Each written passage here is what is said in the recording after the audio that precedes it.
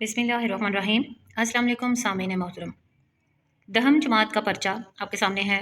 उर्दू की प्रेजेंटेशन के हवाले से आपने हद गौर से देखिए। सवाल नंबर भी मेंशन कर दे तो ज़्यादा अच्छी बात है, लेकिन अगर मुख्तसर सवालात स्लैश जवाबात लिख दिया तो वो भी ठीक है।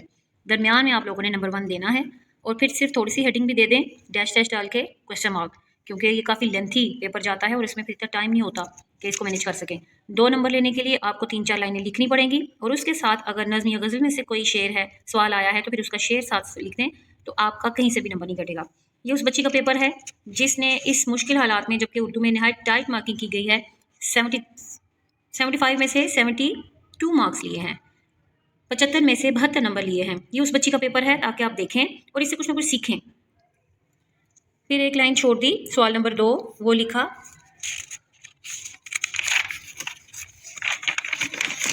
अब ये देखिए अगले सफ़े पे, जब आप स्पेस देंगे, आपकी एक एक चीज़ अलग-अलग सब साफ नज़र आ रही होगी, तो फिर कोई वजह नहीं कि आपके नंबर कहीं से कटें। अब ये चीज़ मद्देनज़र रखें कि आप लोग चाहे तीसरे नंबर वाला सवाल पहले कर रहे हैं, आपने नंबर 1 ही देना है, नंबर 2 ही देना है, क्योंकि 8 सवाल होते हैं, 3 की चॉइस होती है, तो आप 5 की बजाय 6 किया करें। 6 लाज़मी करें, चाहे आपको 5 बहुत अच्छे भी आते हैं, ठीक है। और उसके बाद ये देखिए सवाल नंबर 2 शुरू हो गया, बड़ा सा आपने वो भी मेंशन करना है, एक लाइन यहाँ पे छोड़ दें। तफ़हीम इबारत लिखना चाहिए, सिर्फ इबारत लिखना काफ़ी नहीं, तफ़हीम इबारत लिखें। नंबर 1 दे के और थोड़ा सा सवाल मेंशन कर दिया, नंबर 2 दे के थोड़ा सा सवाल मेंशन कर दिया, और फिर हर सवाल के ख़त्म होने पे खाली जगह छोड़ दें। लाइनें मत लगाएं, बहुत ज़्यादा अंडरलाइन करना, लाइनें लगाना वो पेपर को गंदा करता है। ये देखिए साफ़ सुथरा पेपर जा रहा है। ये इसके नीचे अगर एक सवाल ख़त्म हो गया, थोड़ी सी जगह बचती है, आप उसको खाली छोड़ दिया करें, यहाँ पे लाइन लगा देनी चाहिए। नज़रिया पाकिस्तान का खुलासा लिखिए, ये ज़रूर ये देखिए, सबक का उन्वान, मुसन्निफ़ का नाम पे खुलासा की हेडिंग देकर आप लोगों ने ये काम करना है, और यहाँ पे थोड़ी स्पेस छोड़नी है।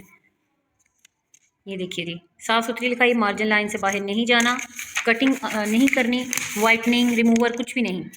फिर आप लोगों ने पैराग्राफ बनाने हैं, खुलासे में ये बहुत ज़रूरी है पैराग्राफ बनाना। ये देखिए, जब एक बात ख़त्म हुई है, नई बात शुरू होनी है, तो फिर वहाँ पे आप पैराग्राफ ज़रूर बनाएं।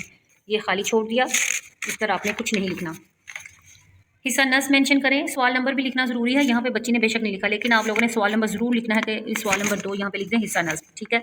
उसके बाद इतना सा शेर मेंशन करना है आपने, लाइन छोड़नी है, फिर ये चीज़ें लाजमी ऐसे देनी है, नज़्म का उन्वान, शायर का नाम, तशरीह, ठीक है।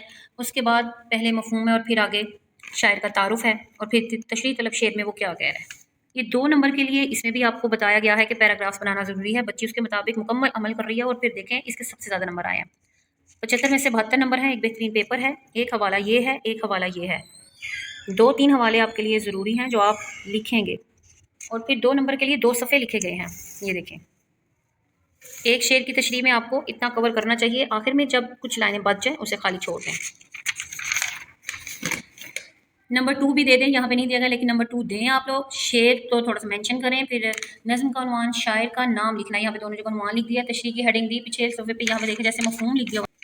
पैराग्राफ बनाकर लिखें, तर्जमा है उसको नुमायाँ करें, मार्कर से लिखें, छोटे छोटे पैराग्राफ ज़रूर बनाएं। ये चीज़ भी मद्देनज़र रखें कि यहाँ पे जगह खाली है, फिर अगला पैराग्राफ बनाने के लिए भी थोड़ी सी जगह खाली छोड़ी गई है, और फिर नीचे आपने अगला शेर शुरू नहीं करना। और आपकी तरकीब कोशिश करें कि यही हो कि अगर ये एक शेर शुरू हुआ है ना, तो यहाँ पे ही 2 सफ़े पे पूरा है।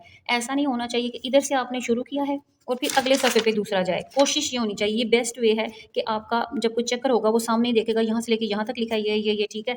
हर कोई एक-एक लफ्ज़ उर्दू में नहीं पढ़ता, ना ही पढ़ा जाता है। आपका पेपर ऐसा प्रेजेंटेशन उसकी होनी चाहिए कि उसमें सब कुछ नुमायाँ नज़र आ रहा हो।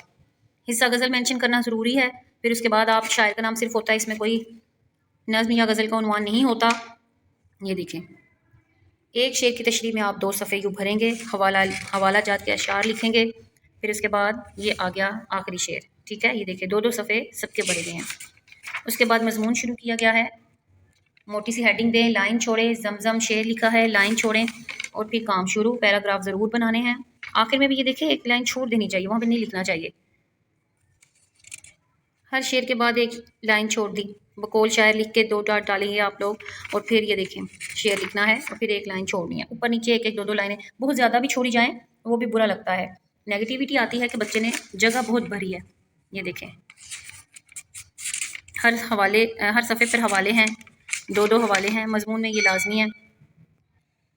फिर यहाँ पे ख़त्म हो गया। अब ये शुरू हुआ जी नसर पारा की तशरीह। देखें 2 लाइनों में बड़ा सा वो मेंशन करें, यहाँ पे लिख तो ए दिया है लेकिन आप लोगों ने ए नहीं लिखना, अलिफ लिखना है। थोड़ा सा पैरा मेंशन करें कि कौन सा पैराग्राफ है, हद कशीदा अल्फाज के मानी की हेडिंग दें और वो लिख दें। ये देखें, फिर एक लाइन छोड़ी, सबक उन्वान मुसन्निफ का नाम लिखा, फिर एक लाइन छोड़ी, तशरीह की हेडिंग दी और ये तशरीह। ये थोड़ा सा तारुफ तमहीद। फिर अगला पैराग्राफ नया शुरू करना है आपने कि मुसन्निफ ने तशरीह तलब पैराग्राफ में क्या कहा है, और फिर तशरीह तलब इबारत के बाद मुसन्निफ कहते हैं कि ये देखें, और फिर इसमें भी हवाला, कोई कौल, कोई आयत, कोई हदीस, कोई शेर आपने लाजमी लिखना है। ये आ गया जी दूसरा नसर पारा का तशरीह। ये देखिए तरीक़ाकार, 2 सफ़े आपने इसके ज़रूर भरने हैं। ये भी 5 नंबर का सवाल है तो आपने ये 2 सफ़े ज़रूर भरने हैं। ये था जी नहायत खूबसूरत एक प्रेजेंटेबल पेपर जो आप लोगों ने इसको फॉलो करें और इंशाल्लाह बोर्ड में आपके बहुत अच्छे नंबर आएंगे।